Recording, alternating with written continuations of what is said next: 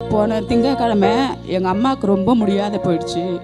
3 ஹாஸ்பிட்டலுக்கு கொண்டு போனோம். 3 ஹாஸ்பிட்டலுக்கு கொண்டு போயும் அவங்க லாஸ்ட்டில் ஐனம்பாக்கம் ஹாஸ்பிட்டல் கிட்ட போனோம்.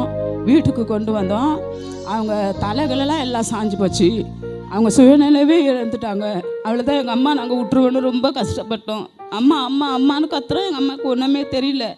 அப்புறமா பாஸ்டர் அம்மாவுக்கு ஃபோன் பண்ணி அம்மா அம்மா அம்மா பார்த்தா ரொம்ப பயமாக இருக்குதும்மா, அவங்க எதுவுமே பண்ண மாட்டுறாங்க, ஒரு மாதிரியாக கை கால் எல்லாம் தொங்கிடுச்சு சொல்லி அப்புறமா அம்மா நல்லா ஆவில நிரம்பி ஜெபம் பண்ணாங்க. ஜெபம் பண்ணிட்டு ஜெபம் இருந்தால் எடுத்து அம்மா மூஞ்சில்